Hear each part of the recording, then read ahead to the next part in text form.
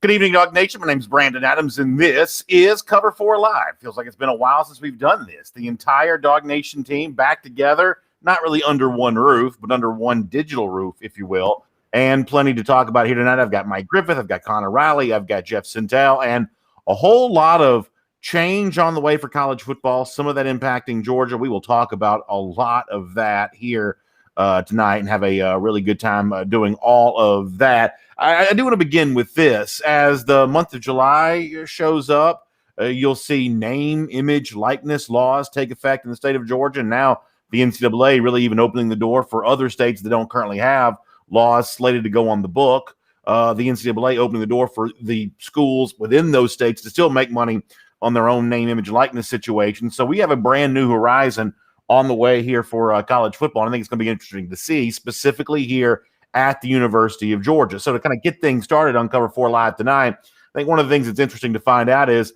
the Georgia players that we think are maybe best positioned to cash in on the new era, which we now live when it comes to the name, image, likeness stuff. Of course, there are, reports out there. There could be, Georgia players already set to maybe, sign some deals at some point in time when all this takes effect. But in terms of even more broadly than that, Mike, if I were to ask you, who do you think sets up the best to really, really cash in on the new name, image, likeness horizon that's really here now for Georgia and the rest of college football? Yeah, I mean, it's the same on every team for the most part. It's the quarterback. I mean, it's a focal point. It's every game revolves around the performance, especially now at Georgia when you see so much emphasis on the pass game with Todd Monken's hire. With the receivers, Kirby's made a market effort to go out and get some great receivers, landing a guy like Eric Gilbert in the transfer portal, Jermaine Burton, a guy on the verge of a breakout season, tight ends that I think we're all really excited about. Darnell Washington's such a force, and in backs out of the backfield that can also catch the ball. JT's numbers from the time he stepped on the field last November 20th, 21st against Mississippi State, no one coming back in college football had better numbers from the time JT stepped on the field in terms of his quarterback rating. And, against SEC competition, Georgia's, I think we're at 64% third down conversion rate. Alabama led the nation at 59%. So with JT under center, Georgia was the most proficient offense in the country. And I think there's a lot of excitement around JT. There's been a lot of offseason chatter around JT. He seems like the kind of guy that someone wanting to endorse a product, they'd want to cash in on because he's kind of that gatekeeper guy that everybody talks about. So, Jeff, on the one hand, I kind of agree with what Mike's saying. Obviously, quarterbacks are typically grew up watching TV. It's the quarterback who always had the isotoner gloves commercial or whatever else. It just sort of seemed like quarterbacks kind of get that spot. And on the one hand, I kind of agree with Mike on that related to Georgia, really any other team. However, I do sort of think as charismatic as JT is and as successful as I think is he's set up to be for this upcoming season, there is something to be said for Georgians liking Georgians. Not to say they don't like JT Daniels, but somebody who has a little bit more of a hometown feel, maybe being able to cash in here. Do you think there will be a little bit of a home court advantage when it comes to name, image, likeness laws, and for a Georgian playing for Georgia that he might have a chance to make some money off his image in a way that somebody that's from kind of a different region of the country might not quite be able to cash in on? Or I'm not hearing Jeff. Connor, why don't you jump in there and take that while we figure out what's going on with Jeff's. It's either on my end or Jeff's end, but I can't hear him. So Connor, why don't you jump in for a second? I think we've already seen a guy like Brock Vandagriff, Jack Bud Lesney, two Georgia natives reportedly get a deal with Onward Reserve, a local Georgia company there as well. So I certainly think that is going to be something that plays into it. But I think when you're a team like Georgia that has such a big following in this state, similar to like Ohio State and LSU, I think even if you're outside the confine, if you're from the outside confines of that state, you're still going to have a lot of appeal and be a well-known name. I think of a guy like Kendall Milton, a guy everyone in this Georgia fan base knows, a guy who is very popular, a guy who I think knows how to use social media, has a very active following on there. People know who he is in sort of the online realm. And I think even though he's from Fresno, Clovis, California, I think he's going to be able to use that and put it into a potential spot for him to where he is earning sponsorship dollars, and money and things like that. So, Jeff, why don't you jump in here now? Sounds like your microphone situation is taken care of. So why don't you hop back in on this discussion? So I still can't hear Jeff. Am I the only one? Can't hear Jeff either. Yeah, so we'll see. How about now? Now, yes, I can hear you now for sure. Jeez. Let me see. Let's do this on third down. I was doing a silent count for the first two answers. Yeah, I like that. So I'm kind of smelling what Connor's cooking there a little bit, but I think it's kind of more like I'm going to call it Georgia, kind of a guy that fans have known, they've been ingrained in for a while. I think it's got to be a combination of best player, most important player, and a likability factor, man. I think that's Jordan Davis. I think that's the guy that everybody identifies as maybe one of the core guys of the team. I mean, he's kind of going to take over that, leader, long-time, 4-year guy that Richard LeCount had for the squad last year. And I think it's a guy like Jordan Davis. Now, especially starting the year now, if you can throw 5 sacks in September towards Adam Anderson's way or Nolan Smith's way, I think that would be a recalculation. You know, Mike, Jerry Dogs fan who's watching us on YouTube right now brings up an interesting point that in Georgia's relatively recent history, you could go back and change a lot of lines if name, image, likeness laws had been in place the way that they're about to be. For Todd Gurley, who was suspended in 2014 because of some allegations of autograph sales and things like that. I mean, the fact of the matter is Gurley would not have been suspended for those games had you kind of waved a magic wand. He's playing in 2021. All of a sudden now, my understanding of all of this is that kind of thing would be permissible, whereas in 2014, that was the kind of taboo thing, try to keep secret or hope nobody found out that you were doing that. All of a sudden now, at least my understanding of this, Mike, maybe you can correct me on this a bit, but all of a sudden now it seems like you can kind of be out in the open doing that now, even marketing the fact that your autograph is for sale. Sure. Cam Newton be at Mississippi State. He wouldn't have an Auburn national title. Dad would have been able to work out some kind of deal. Reggie Bush would still have a Heisman. There's a lot of what ifs and a lot of players suspended. Recruiting would be completely different because it is alumni businesses that are going to be allowed to create these endorsements. When we talk about Onward Reserve, Connor referenced that earlier.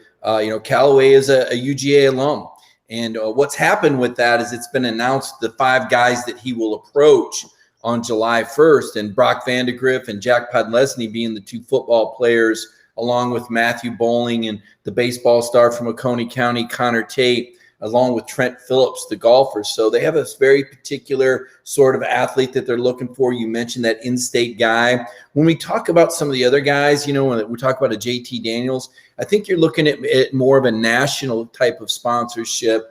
And that's what's kind of cool about NIL is that I think you're going to see different deals for different levels of players and maybe something for everybody. Maybe the non-revenue athletes, you got a lot of Georgia Bulldogs or former Dogs that are going to be going to the Olympics and kind of spreading that out. And I agree about Jordan Davis. I mean, doesn't he look like the kind of guy that'd be eating soup in a commercial with his mom telling you that he used to eat, chunky, noodle soup when he was growing up? I think about the big smile he has on his face and the charisma that he puts out. But then I also think about Kirby with his arm folded and saying, don't eat too much of that because I'll talk in the media about how you're 20 pounds overweight again. So, there's all sorts of different dynamics that you're going to see at play with these NILs. So speaking of Kirby Smart, Connor, let me ask you this for a moment.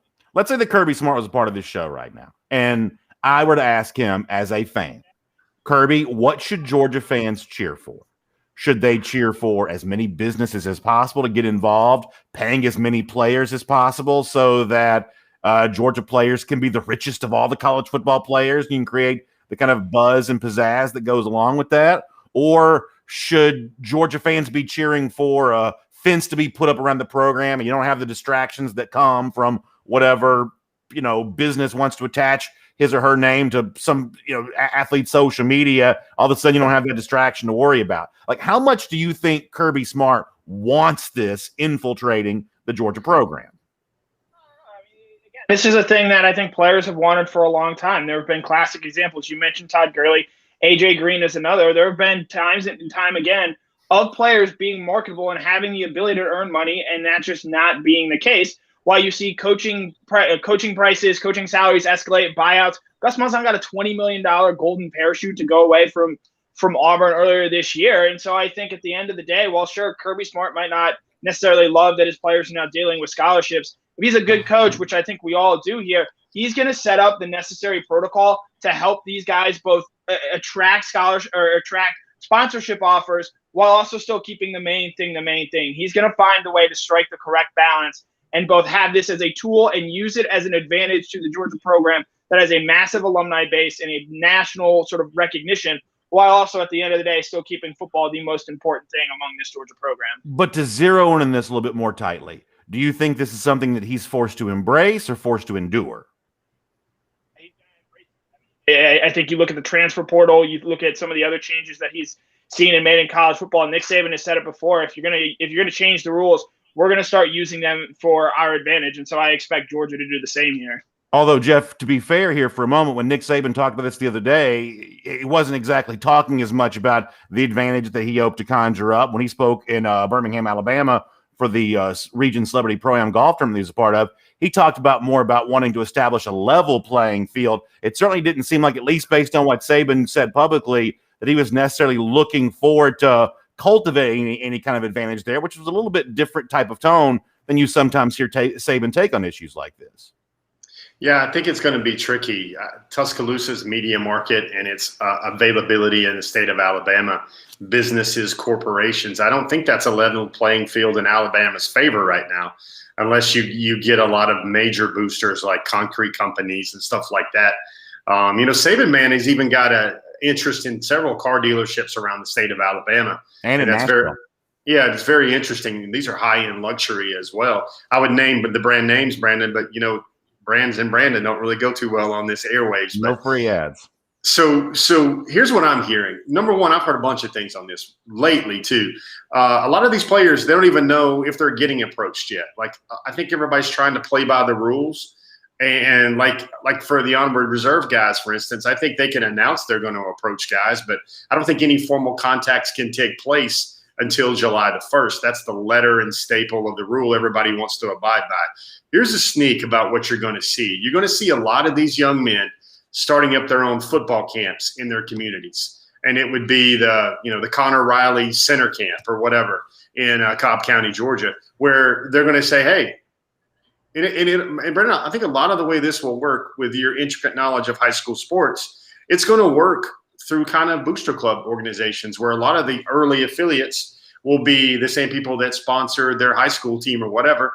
And then local communities, those guys will be sponsoring football camps, and a lot of the kids in the community will be opening up in their areas. And I think that's where a lot of this NIL will work. I think it will work at the local level and not like nationwide or regional or Metro Atlanta-wide billboard campaigns for a lot of these guys. Yeah, that's interesting. Mike, let me ask you something about this too. I saw where today the University of Florida, which at one point in time, the state of Florida was kind of out in the forefront, initially getting some legislation on the table here. I don't think that statewide legislation has been passed as of yet. So Florida, one of these schools, is having to set up its own rules outside of state law at the moment. One of the things that Florida is saying is, hey, they don't want any kind of boosters facilitating this kind of thing. They don't want this to, I guess I'm going to paraphrase here, to have the appearance of being sort of what might be in kind of an old school world, sort of an improper benefit, which leads me to say, Mike, and I'm asking this as a genuine question, I honestly don't feel like I have a good sense of exactly what is allowed, what is going to be permissible, and what all of this world's going to look like. Obviously, we've heard the rumblings of a potential like honor reserve type endorsement for a couple players, things like that. But beyond that, and based on like what Florida's come out and said today, I have to say that I just still don't think I have a complete understanding of exactly what things are going to be like once all of this starts happening. And within a few days' time now, it actually can start happening for real. Do you think you have a better sense of it? Yeah, Georgia, Florida, Mississippi, Alabama, Texas, and New Mexico are the states that go live July 1st with legislation that enables them to have these NIL deals. So what they want to avoid is NIL deals being used as recruiting inducements. They don't want to be, hey, come here and get a deal with, the Ford dealership. That's what they want to avoid, the pay to play, right? You come here, you get this endorsement deal. As far as what they can do, it's uncapped. It's untapped. There is no limit. You want guys to drive cars around? I mean, you think these Dodges look pretty good? Wait till somebody, gets a Corvette with the local Chevrolet dealer. Wait until, there's a Mercedes, Mercedes plant about 25 miles from Tuscaloosa, Jeff. I think you're underestimating the level of corporate sponsorship that Nick in the concept, guys. I mean, this is just laughable. The idea that Nick Saban is propagating a level playing. I mean, all he has done his entire career is try to tilt the field in Alabama's favor, whether it was putting 20 guys up in a coaching box or, putting waterfalls in the training room at Alabama. I mean, the concept that Nick Saban suddenly wants a level playing field in terms of what does he want to do? Cap the amount of money? Does he want a salary cap for teams? So that somebody can work around it, so that he can engineer some way to squeeze extra money out, like he did with all the secondary violations when he was building his program. Look, any coach that tells you that he just wants to be on a level playing field is lying. They all want an advantage. They're all going to do what they can to get an edge. They're all going to look to take advantage of this rule and look for loopholes. But as far as what you're going to see, Brandon, it's the Wild West. You're not just going to see camps. You're going to see podcasts. You're going to see guys doing their own shows. Well, now you're going to see guys with their own Zoom links. I can't have these Georgia players stepping on my corner like that. Well, something to think about here. They'll be on your show too. Something to think about here, though, guys, specific to Georgia is remember one voice. That's the thing Kirby Smart has. That's the thing Nick Saban has. One voice for the program. He didn't even let his assistants speak and represent the program. I think it's going to be very muddy waters if you're going to see JT Daniels on a local sports talk radio on Monday morning during drive time, giving his opinions on, this is how we won the game and this is previewing the next week's opponent. I think the main thing that changes my mind about a lot of this is, dude, what was it 5 years ago where if you were a Georgia graduate and you gave money to the school or you gave money to the athletic program, that was the NCAA's definition of a booster. Right. Remember that. That's the definition of a booster.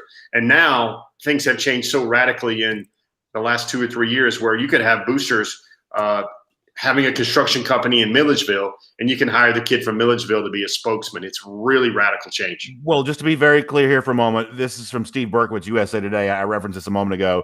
He says University of Florida Athletics Department has issued its own set of NIL rules, and that's really, I think, what the NCAA is kind of pushed for in light of what happened at the Supreme Court this week, is for schools themselves to sort of set up their own rules and kind of govern themselves on this. He says that among them, the Florida rule is that boosters, quote, may not compensate or arrange compensation to a current or prospective intercollegiate athlete for his or her name, image, or likeness. That's Florida's own rules. They'll be kind of forced to police themselves on that. So we'll see if it actually plays out that way. But that's language from Florida that's apparently come out today. Themselves on that and put themselves at a willing disadvantage. I've got some magic beans I want to sell you. Somebody's going to get a whole bunch of jean shorts in that closet here very, very soon. Wasn't Dan Mullen supposed to be policing himself when he got a show cause for having his prospects on his campus during the dead period? For sure. So we'll have to leave that conversation there for now. To me, there's still some mystery and intrigue about exactly what this is going to look like when it all takes shape. But there are a lot of folks very eager to get involved, and so we'll see how that plays out. This is Cover 4 Live. My name is Brandon Adams, and I'm happy to have the entire DawgNation team on hand here today. I got Mike Griffith, Connor Riley, Jeff Sintel. It's actually the first time we've done this in a couple of weeks, so we're happy to talk about everything related to Georgia football as we head towards the start of the upcoming season. And Jeff Sintel, before the show began today, kind of framed a topic I thought in a very interesting light. The idea of as we look ahead to the upcoming season, obviously you see Georgia prominently mentioned all the preseason top 25s near the top. A lot of the Georgia guys near the top of watch lists for awards or all conference, all American lists, things like that. We'll actually have even more on that later on in tonight's show. But let's face it, for any team in any situation in any given year, nothing's ever going to be perfect. There are always going to be some unpleasant realities that you're forced to consider when you think about your own team's shot at winning a national championship. And Jeff phrased it before the show today as the idea of kind of a hard truth. I think that's a really interesting way of looking at all of this. Are there some hard truths facing Georgia that maybe fans at this point in time haven't yet fully considered? Jeff, since it was your topic idea, I'm going to give you a chance to kick things off. Do you see a hard truth still facing this Georgia team as we finish the rest of this talking season and get ready to start practice here coming up near the end of July? Yeah, and I'm going to try and phrase this so it doesn't end up in the annals of Cover 4 Live with a 7-3 season. Here's what I think, and maybe it's because I've rewatched this season, especially G-Day, the Peach Bowl, the last few games. Here's a hard truth. I think I need a greater sample size from JT Daniels to give him anything above an all-SEC type. I kind of feel that the recent rankings were spot on. I think, to me, before you get JT Daniels elevated into All-American and Heisman consideration, I know those are great headlines, and I know that creates a lot of fervor in the program, and everybody gets excited, and they get a little fist-pumping action going on right now. For me, a hard truth for me is I think I still need to see a little bit more of a sample size from Georgia's offense to start projecting JT Daniels among the top 5-10 players in college football. And I think the good thing for Georgia fans with my first hard truth here is that the sample size will come against Clemson. Mike, what do you think about that? 4 games from JT Daniels, is that enough to make you a believer? I think I already know the answer to this, but I'll set the question up anyway. Well, I hope you know the answer because JT's played more than 4 games in his career. If we're talking about the 2010 High School National Player of the Year, the 2011 Gatorade National Player of the Year, a guy that was starting at USC, what should have been his senior year, that threw for over 300 yards on an undefeated Notre Dame team, a Texas team that Jake Fromm and Jim Chaney couldn't, make anything off of in the first half. And I mean, this is a guy that's played a lot of football. The proof was in the pudding for me. When they scrambled up his offensive line, I mean, it was just a dreadful performance by Matt Luke and that offensive line. It was a dreadful performance by receivers that were running the wrong routes, that had missed time on account of COVID. The running game had a hard time getting on track against Cincinnati. And, JT took him down the field and set him up for the game-winning field goal from his own 20 with no timeouts left on the clock in less than 2 minutes, So I thought we saw a nice sample size. Missouri was a hot team that wanted to use Georgia as a measuring stick. It was, about 28 degrees there. And, they lit them up. Mississippi State sold out to stop the run. And you saw the first 400-yard passing game since Aaron Murray. Who knows what the numbers would have been against South Carolina in the fourth quarter. As it was, Vanderbilt didn't play, which was Georgia, which was too bad because Matt Corral was like 30 of 34 for 500 yards and 6 touchdowns and no interceptions. And, I look around the SEC and I don't know what Bryce Young's going to do yet. I know he's got a great coach and I know he's really good at the RPO, but, Corral threw 14 interceptions last year. I don't know. He lost his number 1 and number 2 receiver. I have a hard time projecting a guy that threw 14 picks last year and lost his top receiver and his second receiver over a guy like JT that I think has good weapons, not historically good like LSU and Alabama in terms of 3 or 4 first-round wide receivers or first-round running back. I don't see that on this year's team. But I see enough to think that this Georgia offense is going to be pretty proficient. And what JT did the last 4 weeks, he did after playing on the scout team all year. So it wasn't like he had the benefit of an entire season to get in sync. I mean, he had 2 weeks of practice. So I don't know, Brandon, if I don't know. I guess my question is, why not? What have you seen that would make you doubt him? I guess would be my question. Steve Island says he expects JT to throw for 400 plus yards and 4 touchdowns against Clemson, which would be a major statement. I think Jeff's only point was he might like to have seen it for a little bit more. And I guess the one thing that I've said is, while we didn't see JT play the 2 best teams in Georgia's schedule, Florida and Alabama, we also didn't see him play the 2 worst teams in Georgia's schedule either, which I think makes it a little easier to kind of multiply those 4 games that Daniels did play. As you said before, the Cincinnati defense was a good defense. That was a win for Daniels there, and he let him down the field to create that there at the end. So I think there is certainly something that was proven by the 4 games that he had a chance to start. But Mike, if I were to ask you now what your hard truth is for Georgia, what's the thing that you still think kind of lingers out there for the Dogs right now? What would your answer be? Be the offensive line and the running back rotation. I'm a little worried about the running back rotation with NIL. I think one of the things about NIL that's dangerous, and talking with the Georgia swim coach, the first thing he said is locker room chemistry.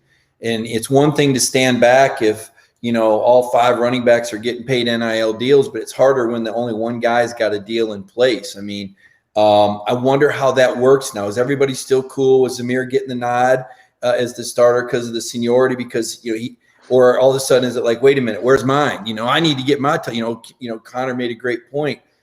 Kendall Milton is unquestionably the most popular player on the team, and I think most people would agree probably the most talented as well. That doesn't necessarily mean he should be the starter, but I think he's certainly got the highest upside. If I were going to buy stock in a player, a running back in the NFL, it would be probably Kendall Milton. But those are some of my truth is. But the offensive line is really the big concern, because if you can't protect JT, you're in trouble. I think you need to be able to run the ball effectively to protect him.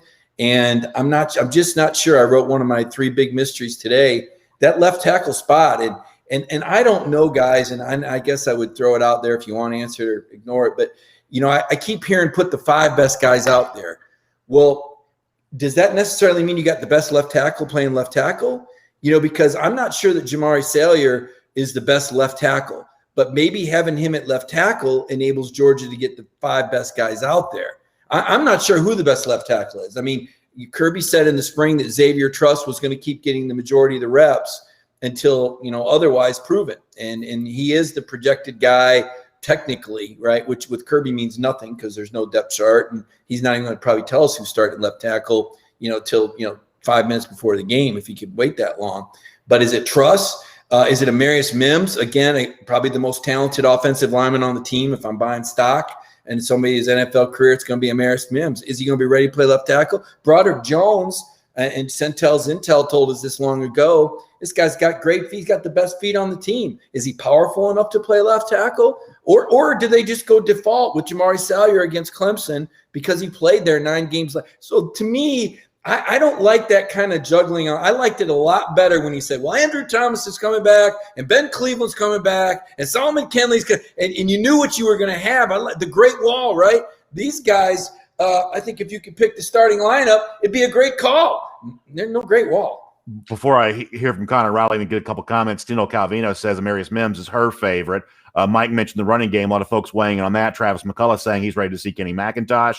Chris Slim White says Zamir White's going to be a beast this year.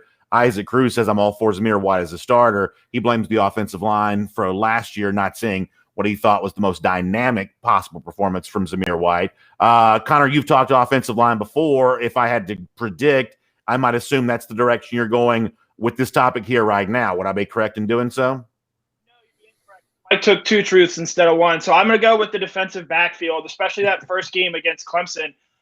I'm still not sure how good this secondary is going to be. I mean, you only have to look back to Florida last year and not being on the same page, not having great communication. There were a lot of guys that hadn't played together in that secondary that day, and they got blowtorched by a Florida team that had time to prepare with that extra bye week, or with the bye week going into it. Or I guess they didn't have a bye week because they changed the schedule, but they were prepared and ready for that Georgia secondary, which was without Richard LeCount, and loses Lewis Cine halfway through the second quarter and had to juggle some things around. Georgia's secondary, especially at the corner position, is going to be looking a lot different than it did a season ago. How does Tyke Smith factor into that secondary? DJ Uiagalelei is as talented as maybe any quarterback in the country. He has, in my opinion, just as much as an argument to be a first-team All-American guy potentially as JT Daniels does at this point in time. So you have all that juggling around. You're playing against really talented receivers that Clemson has.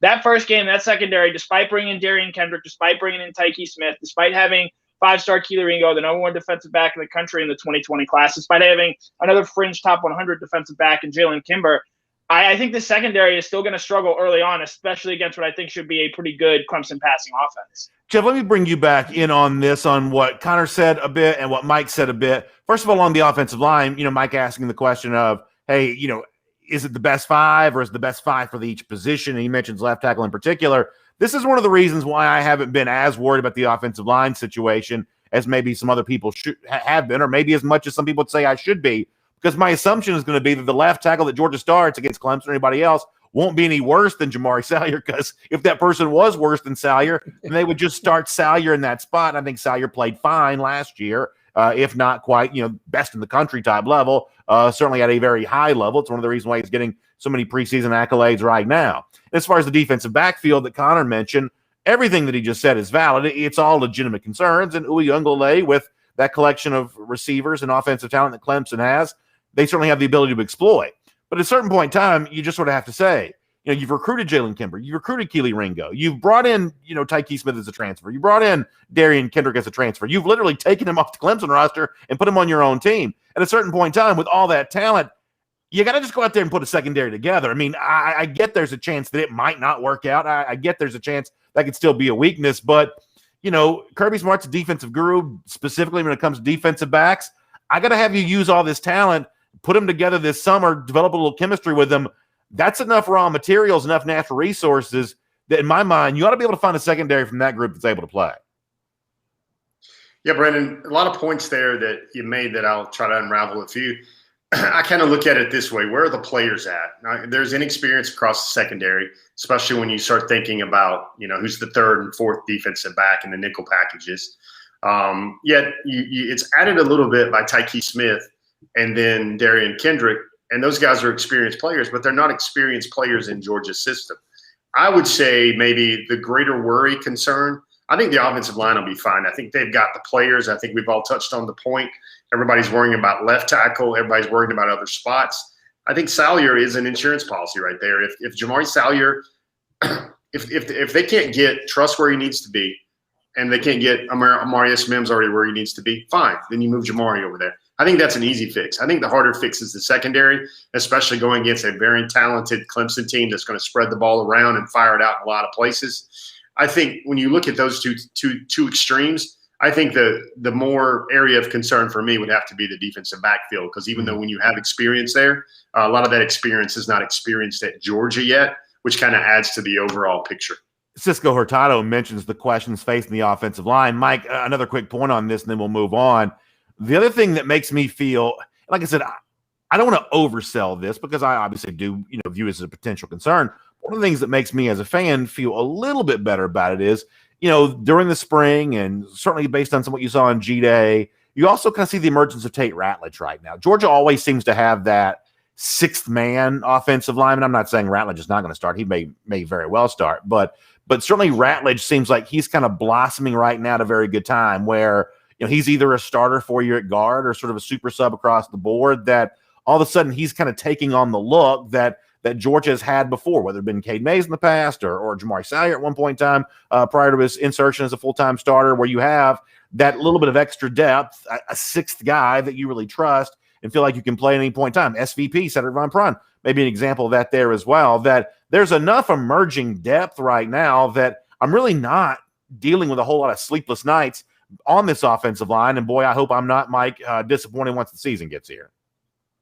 Yeah, throwing Warren Erickson into that mix and that interior line at guard, and Justin Schaefer came back to play one guard spot. And between SVP and Warren Erickson and Ratledge, those three guys, there's two spots, and certainly a lot of depth, plenty of depth. But I guess I think about the first game. It's almost like there's different seasons, right? The Clemson game is the first winner take all. Everything's about Clemson, and then you kind of get to breathe a little easier. And I know Jeff's a big, UAB, watch out for UAB guy, but I just think you win that game in 2.5 quarters and your starters are out. No disrespect to UAB. I just feel like Georgia's so good and so powerful at the offensive line. But against Clemson, you're talking about a defensive line that's got 4 former 5-stars. I mean, these guys were second in the country in sacks last year. Now, granted, they were in the ACC, and that had something to do with it. But this is going to be quite the test. And, if we go back to the G-Day game and we watch how that Georgia offensive line was really handled, I think you're going to see more of that. I think that the Georgia offense is going to look a lot like it did in G-Day. I think you're going to see JT laying the ball off a lot to receivers. JT does not want to get hit. Look, the knee's good now, right? He's got a little mobility. Last thing you want is him slowed down again. I mean, he did all that last year on a bad knee. He couldn't even plant properly. So, yeah, to your point, BA, there's plenty of depth. And listen, by the end of the year, I'm sure Matt Luke will have that offensive line rocking and rolling, right? And it was nothing but kudos for Coach Luke against Baylor when he plugged guys in, albeit Cade Mays didn't have the best game in the world, but they were very effective. Last year, I think as crazy as it sounds, I think the Cincinnati defense was better than the Baylor defense. And the Baylor defense had set some school records, but that Cincinnati defense, that was a nasty group of guys, and they really outplayed Georgia in the trenches. And what's going to happen in that Clemson game is really going to be determined up front, Brandon. So to your point, I agree that, yes, eventually, by the time you beat Alabama or you beat LSU or A&M or whoever you beat in the SEC championship game, that offensive line is going to be ready. But for the Clemson game, I think there's going to be some holding your breath and a lot of those passes get rid of the ball quickly early in the season. Thomas Tyson, JC, and some of the folks over there on YouTube having a pretty interesting conversation about Brock Vandagriff right now while we're having this discussion here on air. So it's kind of fun to watch all that take place. Jeff, is your hand in the air, or are you? I can't tell. I can't tell if that's like your poker tell, and you're looking to get involved or not. Yeah, I just want to say one thing. I guess this would be one of our Instagram hot takes. I don't think Georgia's season hinges on the defensive backfield being excellent. I don't think it hinges on the offensive line being excellent. I think very good to great is fine there. The thing that I think we should mention in this topic is the receiver core, because I think for Georgia to be great and to go where everybody needs to go, Georgia's receiving core has to be excellent. And that's going to call for renewed health from Marcus Rosemy, perhaps, emergence of George Pickens. It's going to call for Dominic Blaylock getting back in the mix. It's going to call for another step of Arian Smith. To me, there's not enough given exclamation point players yet. Verified, credentialed, war daddies, as you like to hear people talk when you go into a ball game with. I think when you look at more questions about a unit that definitely has to click and be on all cylinders, I think I got to bring up the wide receiver position as well. Yeah, I think that's a very fair point. It's a great transition to our next topic here on Cover 4 Live, because one of the things that we've written about at DawgNation.com, I say we, one of the things that y'all have written about at DawgNation.com, I have read these stories. I've talked about it on DawgNation Daily plenty. Is some of the preseason All-American lists that have come out, preseason All-SEC lists that have come out. Athlon, Phil Steele has been out there on the All-Conference side of things. Walter Camp came out last week with some preseason All-American stuff. And you see, some representation by Georgia on some of these lists. Some of the same names pop up on every list. There were a couple of interesting outliers on a few of those lists there as well. And, Jeff mentioned the wide receiver position in particular. That's one where at the end of the season, I definitely think you have to have a lot of representation if Georgia's going to go where Dog fans hope they can go this year. So, Connor, let you begin on this topic. Do you think right now Georgia is represented well enough on preseason All-SEC, All-American lists, top high-end expectations for the most talented players in this roster? Right now, does Georgia look like a national championship team on the basis of the preseason projections that are out there for the individual players? Into this here a little bit of the fact you look at some of the most talented players on this team. Trayvon Walker is a guy who hasn't played a whole lot. Adam Anderson was sort of in a rotational role last season. Nolan Smith as well. Those are guys who they're not going to appear on these first team lists at the beginning of the season. It's just because they don't have the reps, or as of right now, the name recognition. You say Jermaine Burton there as well. But I expect those guys to be there at the end of the season. My sort of question just to start the season with these preseason projections is, where is the star power on this team? Where are the one-on-one difference makers? You think back to that Walter Camp one. 4 guys from Georgia make the team, but none of them are on the first team. JT Daniels, if you're giving me JT Daniels in the field for a first-team All-American quarterback, I'm just naturally going to take the field because we still don't know if Kirby Smart's really going to open up this offense and allow it to be in a way where he puts up the kind of numbers to end the season there. So, I thought George Pickens was absolutely going to be one of those guys, but who knows if he even plays at all this season. Jordan Davis is a great player, don't get me wrong, but he's got to still show up in the pass game and be an impact pass rusher if he's going to be a true star defensive tackle, as opposed to just being the best run defender in the country. They have a lot of really good players, this Georgia team, and that's, I think, is reflected on some of these preseason All-American lists. But how many true stars does this Georgia team have? And granted, they do play a lot of guys, keeps a lot of guys happy, but sort of the reason Jermaine Johnson left. He wants to be a star, and I think to win the national title, you have to find that right balance where you have legitimate stars and you also have enough guys where you're able to have good depth and play guys consistently. Mike, when you look at the magazines that have had their all-conference lists preseason, the websites that have had their preseason All-American lists, what do you think is interesting in terms of who did make it or who didn't make it? What jumps out to you more than anything else?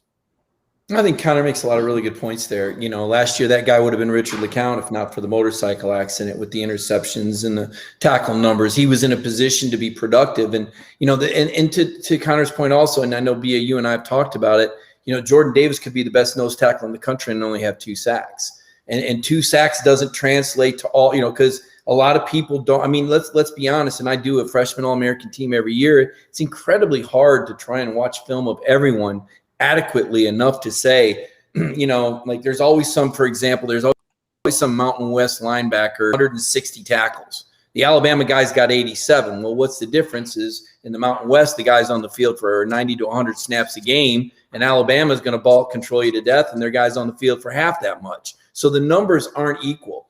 Something else I wanted to point out, BA, just to, kind of a recap of the last segment. We basically said everything needed work except for the front seven and the special teams. And by the way, do we really know how Nakobe Dean's going to come off of that torn labrum? I think that's one of the concerns I have. He better be. I think Nakobe Dean, to answer your question, tie it together, I think Nakobe Dean could be that guy. His tackle numbers were crazy stupid until the Mississippi State game. If you go back and look, he had 2 or 3 games in a row where he had double-digit tackles. And I think he got injured in that game, and I think he played the next 2 games tentative, and he was kind of getting subbed for a little bit more. And then he just laid it on the line against Cincinnati, knowing he was having surgery. Made a game-saving tackle, by the way. I think he could be that guy. What do I think is interesting?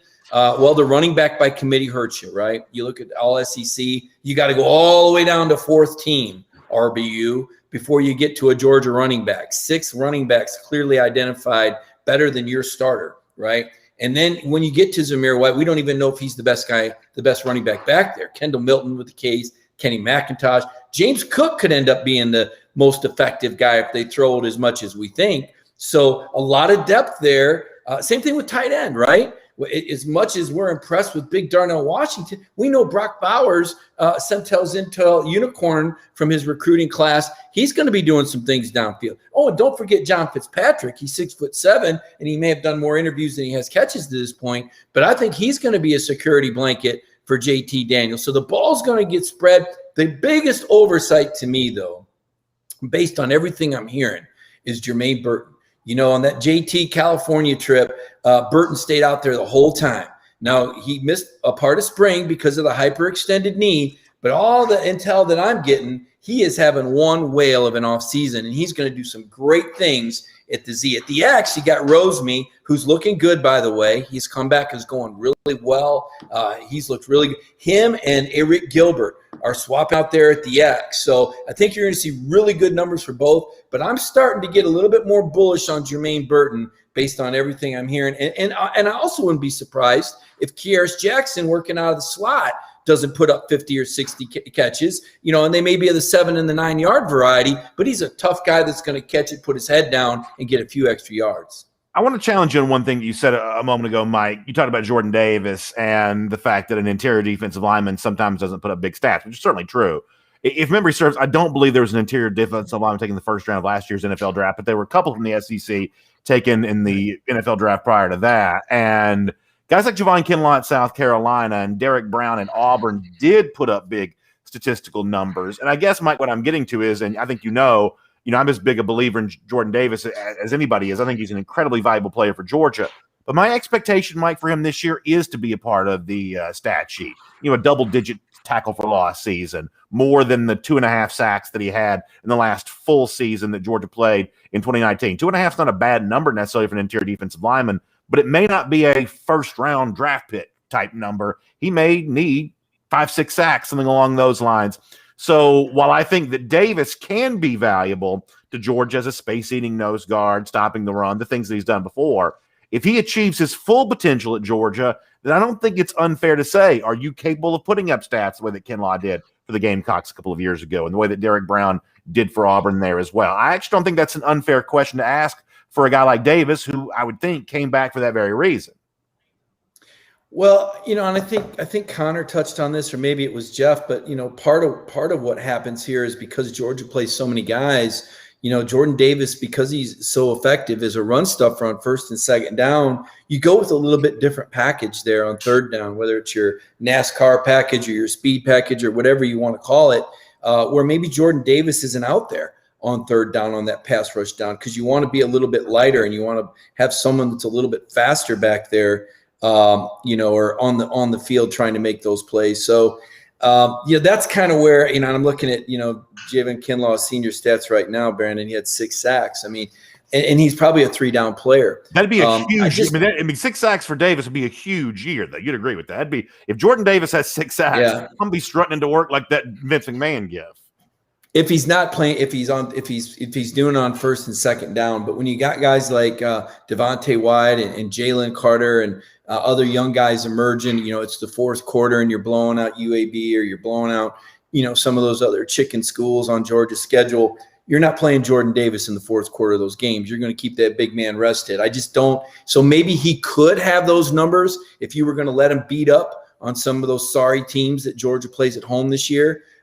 You're going to see him every bit at Clemson that he can get. You're going to see him every bit when you play the Gators, but you're not going to air him out against UAB. I mean, I don't even know if he plays the second half. That's an opportunity to play these young guys. That's what was missing last year. That was the problem with last year, the front-loaded schedule. So Georgia didn't get to play and build depth. And so by the time they played Florida, they were gassed, man. Remember that Kentucky game? They wanted to slug it out. They had 3 or 4 guys knocked out of the game. And then, Richie goes for a motorcycle ride and half your defense is messed up when you play Flynn. Then Lewis Seen gets ejected in the 2nd quarter. So my point is it's a little bit different for Georgia than South Carolina. It's a little bit different when you're playing for championships and you want to conserve these guys. You don't want to use, it's great. You could leave them out there. You could beat up UAB and have 5 sacks. But why bother? You want to get some young guys some experience, keep Jordan Davis healthy. So to your point, he probably could if you were going to play, if it was the NFL, but it's not. It's about conservation. It's about developing talent. It's about keeping your guys healthy. So I would put the over-under. You didn't ask this, but I'm going to go there. I'm going to put the over-under on 4 sacks for Jordan Davis this year. If he has 4 sacks, then he's well in line to be, I would say, a first-round pick. I just think he needs more production than he had in his last full season. Certainly 4 sacks would be a big step in that direction. And for a Georgia team number, that probably helps you out there as well. Let me just squeeze in one more quick point on this topic, then I want to talk about something else in the time we have remaining. Connor, here's the thing that I guess concerns me a little bit. I'm going to kind of combine this topic with the hard truths topic we addressed a little bit before. I totally agree with something you said a moment ago. Hey, right now the country may not know who Trayvon Walker is, but they may very well find out by the time this season is done. You could say the same thing about Adam Anderson. Honestly, I haven't given up on Nolan Smith in the conversation like that either. I think this could still be a big year from Nolan. But it is fair to say that in the absence of Azeez Ojulari, such a big part of what Georgia did a year ago, we've talked about the Cincinnati game a couple of times now, Georgia probably doesn't win that game last year if it's not for Azeez Ojulari and the effort that he put forth. Certainly on the basis of preseason All-SEC lists right now, preseason All-American lists right now, on the basis of that, if there's any wisdom of crowds whatsoever, the folks who fill out these ballots and make these decisions right now don't necessarily see an obvious heir apparent to Azeez Ojulari on the Georgia roster, even if collectively all those guys are pretty good. I think the media is wrong about that, but it is at least something that gives me a little bit of pause. Wasn't first, second, or third team all preseason SEC a year ago when he had 5 sacks coming out of the 2019 season. Again, I think a lot of this comes down to hype, and Nolan Smith has not lived up to the hype that he entered college with yet. I think that's a fair assessment when you come in as the number 1 overall recruit. But that doesn't mean that he can't be a productive player, because I still believe in Nolan, because he just played up behind the best pass rusher in the SEC last season. And so I think that's more an indictment of why he hasn't produced to the level that he has just yet. And when you lose that many sacks and move on, and you don't exactly know what you have in Nolan Smith, a guy who somehow did find his name on the preseason list a season ago, I think that works a little bit against Nolan Smith in that case. So I still think this Georgia pass rush is going to be really good. Obviously, they're not as deep as they were a season ago, so if they do pick up injuries, that'll be something to watch and monitor. But in terms of just coming off the edge, pure speed rush, Adam Anderson could get to 10 sacks if Georgia choose to use him in that way. I think Nolan Smith is going to be a heck of a player and have a really good season this year. So while the Georgia pass rush, again, the biggest thing is just it's not as deep as it was a season ago, I still think there's a lot of talent in that room. Yeah, I think that 10 number is kind of interesting. This is not, I think, the kind of team that's going to have what we've seen in the SEC over the course of the last decade, where some guy just explodes for this huge number. But if you want to get to 40 plus, which has kind of always been kind of a number I've had in my mind for a full season's worth of Georgia sacks, and as has been pointed out, had Georgia played a full season a year ago, they certainly would have had a very good chance to eclipse that mark last season. You do need to kind of have that guy leading the way with about 10. Mike mentioned the idea of Jordan Davis contributing about 4. I think that'd be a huge step towards getting there as well. It is a little bit of a pass rush by committee, which is not necessarily a bad thing, but someone does kind of have to step up and lead the way for you on that regard. It'll be fun to watch and see how that progresses once the season actually does begin. For now, though, there is more time left in the offseason before the season gets here, and it's already been one of the most interesting off seasons we've seen in college football. As we mentioned off at the very top of the program, that we are on the doorstep of the implementation of name, image, likeness laws in some places, rules in others, but NIL is here. It seems like it's a foregone conclusion that we're about to have the announcement of a 12-team college football playoff that's going to take place in some form or fashion, maybe as soon as a couple of years from now. And then there's also some whispers and some suggestions that, based on what the Supreme Court did this week, that one day the whole concept of amateurism in college sports all the way around could essentially disappear. When you look at all the big news that's unfolded over the course of the last few months, Jeff, what do you think the biggest offseason storyline around college football has been thus far? I think it's got to be name, image, and likeness. That just, the one-time transfer rules, other things like that. I think the name, image, and likeness thing is the biggest offseason storyline. And I say that, I really wanted to say, being a recruiting reporter, that the biggest offseason storyline for me, and really with a lot of college football, is just a return to getting guys on campus. It feels hope springs eternal. It feels like spring. And it's different at Georgia because Georgia, this kids on campus thing allows Georgia to see all the upgrades, all the new facilities. I think one of the chief things we hear from our readers and our audience, and they're asking this question at the University of Georgia, is why in the world have they not had an athletic department video, an athletic department release?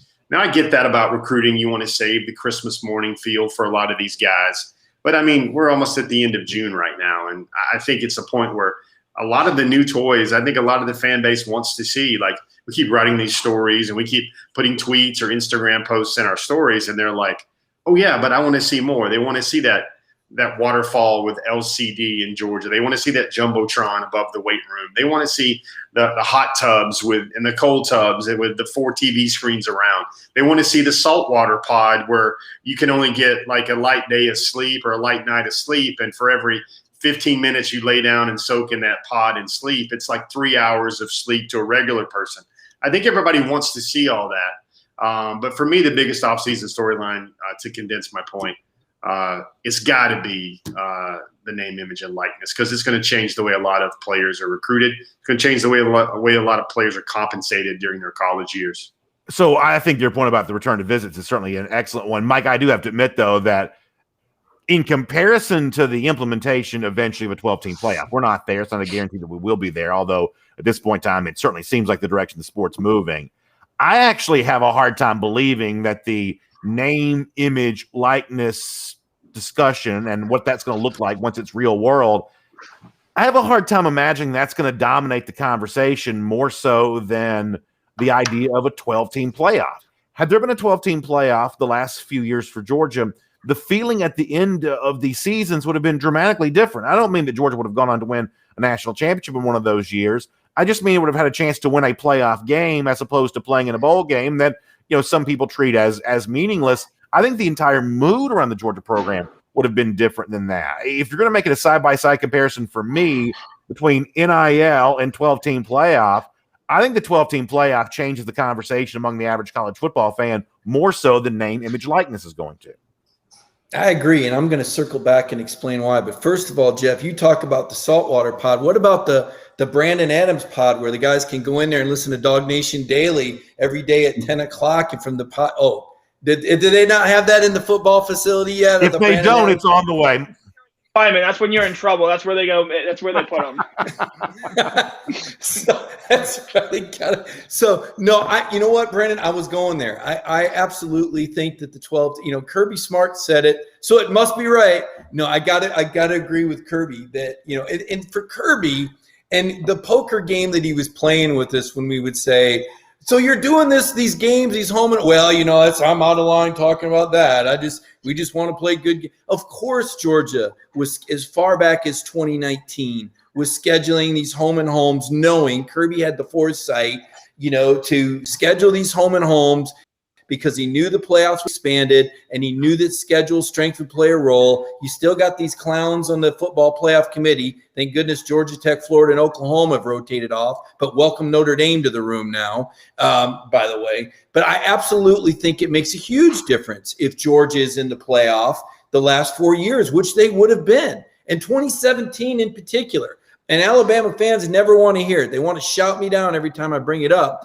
But if you would have applied the 12-team playoff in 2017, instead of Bama playing one less game, which they didn't even have to play in the SEC championship game, they essentially got a bye. The way it would have looked, they would have played host to an undefeated Central Florida at home in Tuscaloosa in round 1 while Georgia had a bye. Now, Georgia, I think, still would have played Oklahoma, but probably not in California across the country. And they certainly wouldn't have been at the disadvantage that they were playing the extra game against Alabama. So I like it. I like that. Last year you would have had Georgia at Cincinnati. And some people might go, well, that might have been enough for Cincinnati. No, because Eric Stokes wouldn't have sat out, and neither would Monty Rice. If you're in a playoff, these guys aren't sitting out. That's a game changer, and that's part of why I like this. Originally – I was against it. I'm a traditionalist. I like the bowls. But Mark Richt made a very good point when he talked about a seismic shift. He said, you've already got a few guys saying, I don't want to play. We're coming to the time where teams are going to say, we don't want to play, coach. And last year they used COVID as an excuse. But moving forward, who wants to go to the Pool and Weed Eater Bowl, right? Those teams are going to go, hey, we're out, man. We're not interested in getting a video game console. I got 100 of those for my name, image, likeness deal already, coach. And as for these Lamborghini seats that are in the locker room, Jeff, I'll be impressed when they're driving the Lamborghinis in for that's what they're going to have at Bama. Saban's going to say, Lamborghini seats? Son, I'll give you a Lamborghini to come play. You know what we did for Julio Jones back in the day? No, this name, image, likeness is going to blow up. But I'll tell you, Jamie Chadwell at Coastal Carolina said something pretty funny. He said it's not going to make a big difference for these big schools because they're already paying them. He said it on the record. So I kind of agree that, the rich, these guys already got it pretty. But playoffs changes everything, changes scheduling model, changes, as you said, Brandon, the way we think about last season, changes the participation. All the regions are involved once again. That could be a level playing field. So I'm on board with you, BA. I'm going to go with the 12-team playoff as well. I think Tennille Calvino makes a really interesting point on Facebook. But before I share what she said, Connor, let me let you answer this question. What do you think the biggest off-season storyline is right now? Blue check brigade, media, big media, you guys, transfer portal, NIL, playoff potential. That's not going to be it for at least another 2 years. You guys should watch the NBA playoffs because fans are back in the stands, and that to me is the biggest offseason storyline. You look just at the NBA a season ago. It's so much weirdness, so much change, having fans back in the stands. And I'll admit, I was wrong. I didn't think there'd be a big impact with fans not being in the stands a season ago. I was categorically untrue. I was big wrong there. You look at it this season, how different even the NBA has changed out. The final 4 teams from a year ago in the NBA won a grand total of 0 second-round playoff games. I do think it's sort of been glossed over because, again, the country has sort of moved on from the pandemic for the most part. But we're going to have a full-capacity stadium in Clemson, which I think just knowing the Georgia fan base might be a little bit more Georgia than Clemson. We're going to have full stadiums against Tennessee down there in Jacksonville, where I know some people say that it's a Florida home game. It's a 50-50 split in terms of tickets doled out. So you're going to have fans back in the stadium, and I think that's absolutely going to play an impact on games this season. And for that reason alone, that is the biggest offseason storyline for me, is the return of fans to college football. I think that's actually a really good take. I'm really, really excited about this. I just think it's going to be such a welcome change because, listen, I was lucky enough to be able to go to the games last season. I'm really thankful for that. And when you're there, as much as I was happy about being there, it just wasn't the same. It just wasn't. And I'm the kind of guy, like, I don't exercise as much as I should, but when I do, sometimes I'll put, the earpods in and, listen to some YouTube videos of crowds cheering and some of the great environments in the SEC. And I just love that kind of thing. I'm really excited about having that back. Connor, I think you bring up a pretty good point. But, Jeff, I want to go back to you here for a moment because you talked about name, image, likeness and the impact you think that's going to make on college football. I thought Tennille Calvino had a good point on Facebook that she says the one-time transfer rule and the sort of aggressive expansion of the transfer portal, she thinks that's an even bigger deal than maybe anything. And I have to say, on the basis of the way the news cycle has kind of spun over the course of the last few months, I certainly understand where she's coming from on that. it seems like there was a stretch of time like back during the spring where, when I was doing SEC news on my show, it was 4 or 5 transfer stories. This guy leaving this school, this guy coming to this school. Obviously, Georgia been a part of that a little bit on both sides of that. As someone who covers recruiting on a daily basis, wouldn't you say that the transfer stuff right now looms larger? The fact that if a player's unhappy, he may jet right away. That actually looms a little larger than the small handful of guys who actually are going to end up cashing in on some of this money stuff.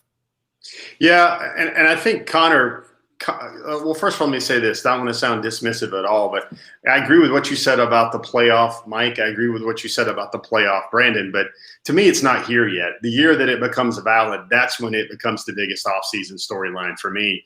It's just not immediate. Now, Connor touched on something that's very immediate. I think the name, image, and likeness is very immediate. I think to Neil's point, that's a very immediate story where I think what it's going to do is I think it's going to change the way you look at recruiting, for example, because I think schools will maybe only sign like 20 players now every cycle. They're allowed to sign up to 50 over a 2-year spread through like blue shirting and, back counting or whatever. But what's going to change is you're going to see a lot of schools, especially the power schools, and they're going to go, do I want to use scholarship number 21 on a kid that won't play for us for 2 years? Or do I want to use scholarship number 21 on a starter that I get for 1 year or maybe 2 years? I think that's what you're going to see. You're going to see a lot more schools look at the transfer portal as maybe something that becomes 20% of their recruiting class, something 15 to 20% of their recruiting class. Those immediate 1-year stopgap players for the NFL. Let me give a shout out to Steve Highland on Facebook, who says he's about to pop open a Finnish long drink. Steve, I certainly appreciate that. Hope you have a great time with your beverage here this evening, and thanks for supporting those who support DawgNation. Let me also say this here really quick. Who was it that said this a moment ago? Tristan West says, and I kind of want to ask you about this. He says the 12-team playoff is going to ruin college football. So, Connor, let me ask you this, because I'm someone who wants to protect the history and the tradition, the heritage of college football as much as anybody does. I love that kind of stuff. I think it really matters. And, I sort of want to defend it all at all costs. When it comes to 12-team playoff, I actually don't really see anything that I feel like needs defending.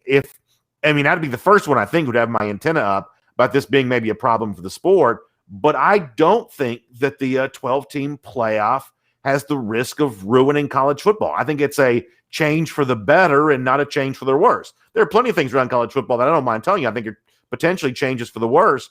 But the 12-team playoff is kind of a evolution of customary practices that I'm not that scared about. Do you think one day I'll regret saying that?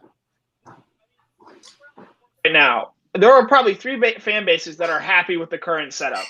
Alabama, Ohio State, and Clemson, just on the way those seasons tend to go and the way those seasons tend to end.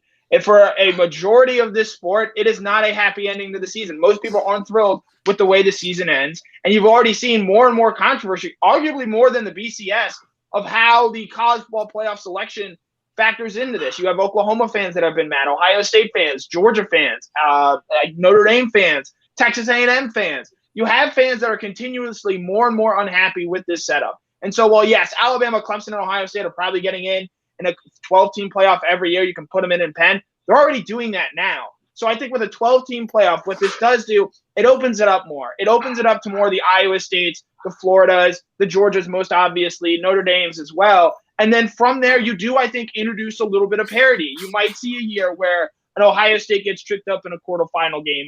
A Clemson team has to play its way from a first-round spot. So I think because of all that, I think it's going to introduce more parity into the sport. And hey, if you're an Atlanta Hawks fan right now, look what parity did for you guys. Mm-hmm. Parity is a big reason the Atlanta Hawks are playing up 1-0 in a conference finals right now, because the talent in the NBA has been a little bit more dispersed, and the Brooklyn Nets happen to get hurt. But that's besides the point. Parity, I think, does bring a renewed energy to certain sections of this country that might feel a little disenfranchised with how the 14 playoff has gone so far. So I think the 12-team playoff is a welcome change and what I'm excited to see get implemented, even if it does end up taking as far as 2026. So I have one thing to say about kind of bringing up the Atlanta Hawks there. Caw-caw! Sounds better than Shaq's impersonation, but yeah, you got that for you. All right, we're going to shift into our cover more here. We'll take a few comments. We've actually been taking comments throughout the show. we probably won't do a ton on this. Jerry Popham says 12-team playoff ruining college football. He says he disagrees. He says with the NIL and shop yourself around because of getting feelings hurt, that's what's going to ruin college football. So Jerry weighing in very strong there on that. Paul Moon says that he always ends up watching all kinds of random bowl games anyway. He says he's actually pretty excited about the 12-team playoff. And I guess, Mike, the one thing I'd say about that is, I think you and I both probably look at some of these playoff teams sometimes and say they played a pillow soft schedule. Do they really deserve to be in the playoff? And maybe sometimes a team like that even goes on to win the national championship. Clemson, for instance. To force that team to play at least one more playoff game to validate their standing as the best in the country, to me, that makes you feel better about whoever the national champion ends up being. They actually had to win at least one more round of games against, theoretically playoff level competition to show they're worthy of all that. Yeah, I'm not so sure Cincinnati wouldn't have beat Notre Dame. I mean, Notre Dame lost 34-10 to Clemson and still got in the playoff. I mean, that was all about the politics. And, it's something we didn't mention that's a lot of fun is the idea of hosting a playoff game at Sanford Stadium. Or, there was Florida would have had to play at Michigan in December. Can you imagine? They never schedule anybody outside of the state in non-conference that's worth a darn. So just to see some of those intra-conference battles, it's a chance, for different teams to come in to say, who knows, maybe Florida and Georgia will play in each other's stadiums in a home playoff game, something fun like that. Some aberration could happen. I do think you could see 3 teams, maybe even 4 out of 12 teams from the SEC. What I like about it is that the top 6 ranked conference champions are guaranteed a slot. And I think it also makes sure that Group of 5 gets represented. And I think it's time. To do that. That Central Florida team that we talked about that Alabama would have opened with, there's some Alabama fans that might say, we'd have beat those guys. Would you? Because they beat Auburn and Auburn beat Alabama by double digits. Now, granted, it was a bowl game, but my point is you still got to show up and play. Now, LSU had to play a whale of a game to be at a UCF team, and again, I bring up that Cincinnati team. They're so good. Notre Dame plays Cincinnati next year. They went out and hired that defensive coordinator, that star defensive coordinator that schemed up, Monken in that whatever that we want to call that offensive line garbage that Georgia put on the game, put out there for that particular game. Cincinnati was legit, man, and they were undefeated.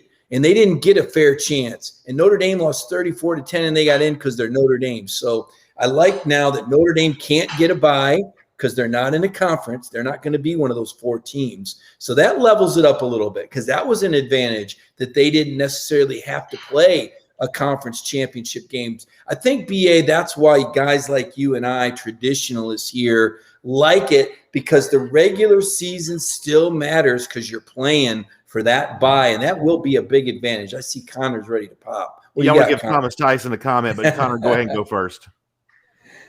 The offensive line against Cincinnati, I think even using the word garbage, there's like a fairly realistic chance the offensive line Georgia touted out there against Cincinnati is the same one that he's touted out there against Clemson with David Truss at left tackle, Sawyer at left guard, Warren Erickson at center, Justin Schaefer at right guard, and then Warren McClendon at right tackle. Well, it won't be their first time playing together, but the next time they go on the field, they'll have a whole off season together. Foster Moss on YouTube and Thomas Tyson both bring up the same thing. Jeff, listen, I've been around this program for my entire life, and I've seen a lot of things. A home playoff game in December in Sanford Stadium, the possibility of certainly cold weather, the best environment for a game that's ever happened. Jeff, I can't imagine anything I'd enjoy more than that. And I mean that. Listen, I'm a Georgia fan that obviously craves seeing this team win a national championship the way everybody else does. I don't know that winning a national championship on a neutral field, just emotion, you can't control emotion, right? Emotion is just sort of it's kind of a difficult thing to put your finger on. To actually see your team win a game in your own stadium and see the way that Athens would be just kind of taken over by playoff pandemonium, I can't imagine anything would eclipse that. Brendan, first of all, let me put a little recruiting secret sauce on this a little bit. Can you imagine having those games with recruits in the stands? Like especially those that haven't signed or maybe those that already have signed, especially the February period. Here's what I wonder about all this, though. 2 things, and everybody wants talk about the ripple waves and the ramifications. It's like an Avengers movie when you do one thing and it changes the timeline in another direction. How many people are going to cancel and fire coaches and coordinators are going to hop when you've got not just a bowl game to wait for, but you got maybe 1 or 2 brackets of playoffs. Maybe the hiring still happened, but those guys won't be going to work at the same amount of time. The second thing that comes to my mind with all these new changes to college football is, you know how when Georgia lost to Texas, that was a bad offseason, but when Georgia beat Baylor, that was a good offseason, a good springboard, a good little after-dinner mint at the end of the season. Imagine if your team loses in the playoff to an also-ran team or gets knocked off by a lower seed. All of a sudden, that's now a very bad taste in everybody's mouth for the offseason. That's another ramification I see coming forth out of all these changes. We've gone late here. Anybody else got anything they want to say before we wrap up here today? Really good comments, really fun conversation. The door is open for anybody to kind of say anything else they want to before we get ready to go. Dynamite drop in, gentlemen. All right, thanks for being here for the Cover 4 Live. Appreciate you being a part of this conversation. We'll be back again doing this very soon. Lot coming on the pages of DawgNation.com over the course of the next few days there as well. Really spirited comments, really fun discussion all the way around this evening. I'll see you tomorrow morning, 10 a.m. for DawgNation Daily. Jeff Sindell stopping by for that. That's going to be a bunch of fun. A lot of recruiting stuff to talk to Jeff about tomorrow. That's going to be a great time. Hope you're all getting ready for a great weekend. Enjoy it. Weather's been beautiful as of late, so hopefully you're soaking all of that up. We'll see you next time right here on Cover 4 Live.